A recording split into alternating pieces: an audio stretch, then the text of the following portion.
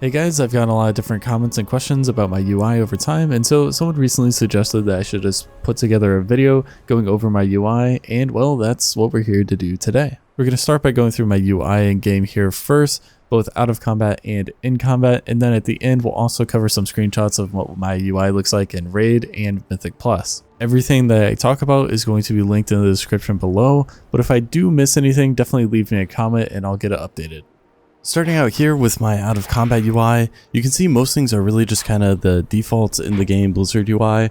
Don't do anything special for my action bars or uniframes or anything like that. I pretty much took the modern UI presets and then moved the uniframes up a little bit to make them more centered, and then also resized them a bit. In the center of my screen, I do use a Weakor UI. This is made by Luxthos. I really like this. It tracks everything I need. So you have spaces for your Maelstrom weapon stacks. You have a bar down here for your Crash Lightning buff. This is a mana bar at the bottom. And then if I do cast something, you'll see that I do get a cast bar there as well.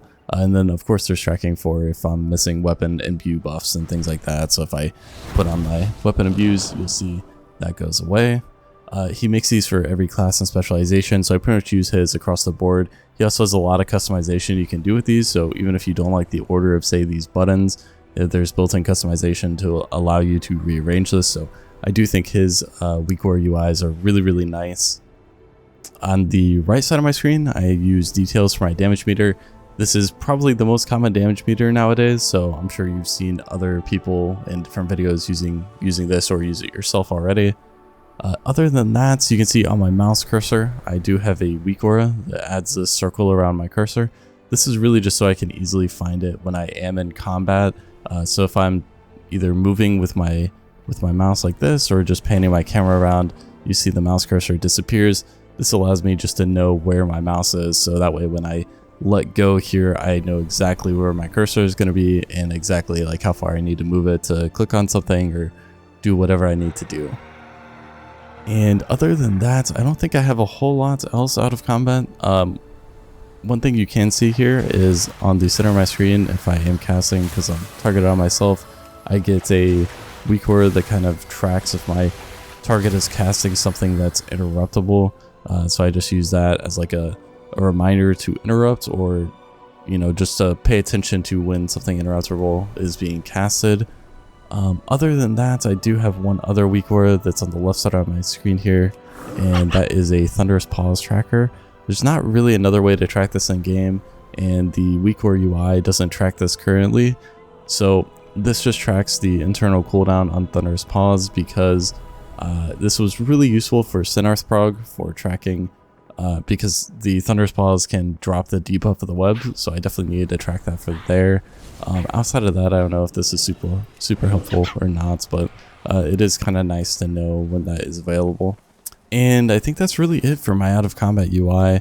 I'm gonna jump over to a training dummy and then we'll go through my UI in combat.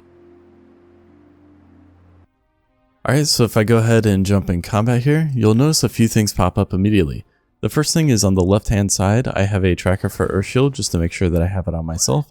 I will admit this is a bit of duplicate information because it is tracked down here at the bottom as well, but I noticed that I wasn't really paying enough attention to this, so I wanted something else that was a bit more center of my screen. So if I do apply that, you'll see that disappears here, and then if I remove it, you'll see it pop back up. I have a similar Weakor for Wind Fury Totem in the center of my screen here, so if I drop Wind Fury Totem, that goes away, and then if I run out of range of that, you'll see that it does pop back up on my screen showing that I'm out of range of it. If I leave combat, that will go away, so that is only enabled when I am in combat.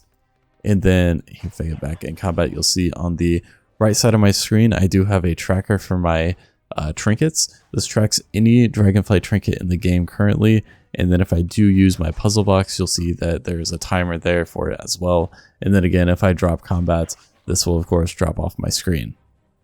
Now, the main thing you'll notice when I am in combat is going to be my plater profile. This is the plater add-on for my nameplates, and I have a mod for it that helps me keep track of flame shock and lashing flames on all of my targets. So if I go ahead and start on this dummy, if I use flame shock on this, you'll notice the nameplate color changes to blue from yellow. And then if I use a lava lash on this target, you'll notice that the nameplate color changes from yellow to purple. And so purple is indicating that I have lashing flames on this target, and blue is indicating that I have a flame shock on this target. Now, normally we of course want to have both on all of our targets, and so if I go ahead and use a lava lash to apply lashing flames to this target that has flame shock, you'll notice that changes to a green color, whereas this one is just now a blue because of lava lash or flame shock being spread onto it from me using the lava lash.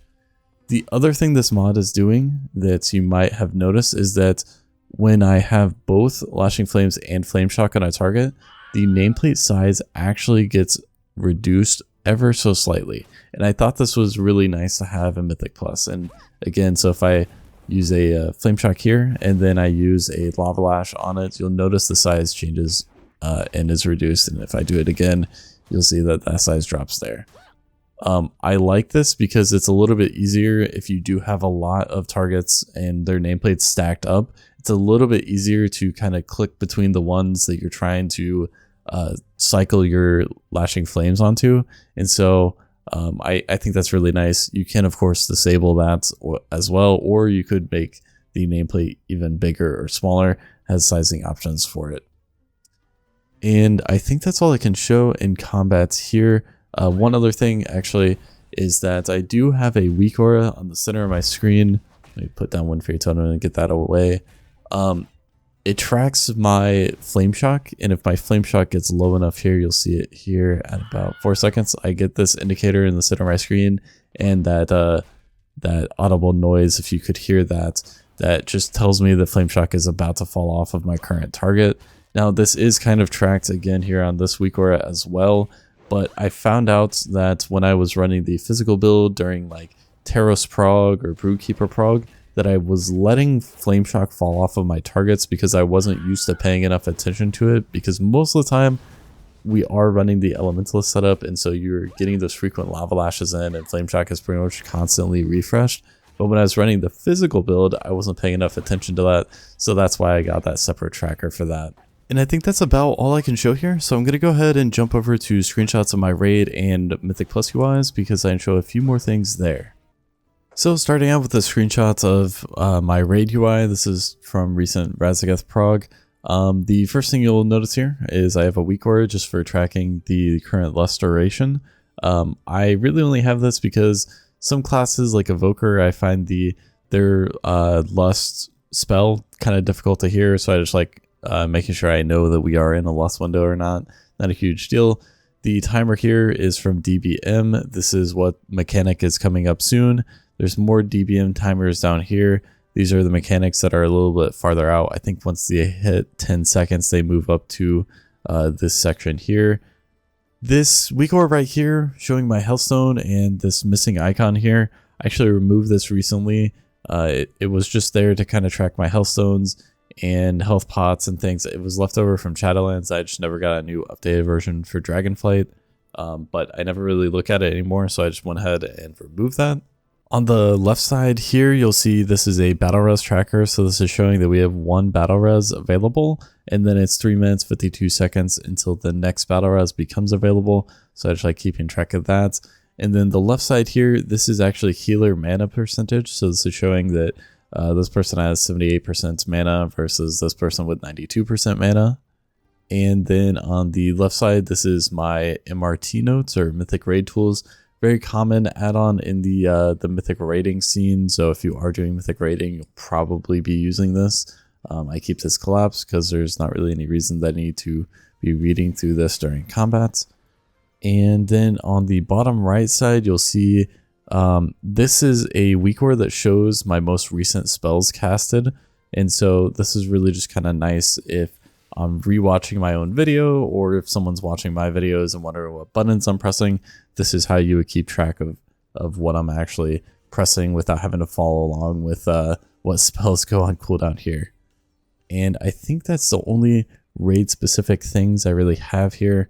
So let's move over to a screenshot from Mythic Plus.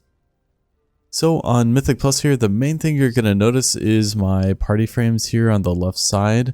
I use Voodoo for these, and this is actually one of Growl's profiles. I think this was originally intended for Restoration Shaman, but I have just kind of continued to use it because I like the way it looks. And then it's also very convenient because you can, I think, like right click to instantly cast like a healing surge on a party member. Or if I'm running a dungeon where I need to decurse on people, I can easily just click on here and then instantly cast a decurse on a person. You'll see some of the things I mentioned in the rain screenshot already. So healer mana over here, battle res is over here. Up here, if you're wondering, this is an older screenshot. So back when this was taken, the weak aura for tracking what buttons I press was actually up here rather than down here. But I eventually moved that. And the one other thing you'll notice here is this kind of purge icon in the middle of my screen. Probably not a great position because it's actually covering this other weak aura. I definitely should move that. I don't know why I haven't, but this is kind of like my interrupt weak aura where it's basically just showing me that the person I'm targeted on has something that I can actually purge off of them. And I think that should cover pretty much everything on my UI. Hopefully this is helpful. Like I said, everything that I talked about here should be linked in the description below. If I missed anything, definitely let me know. And if there's anything else that I didn't talk about in the video, feel free to leave a comment asking about that as well. Thanks guys, have a good day.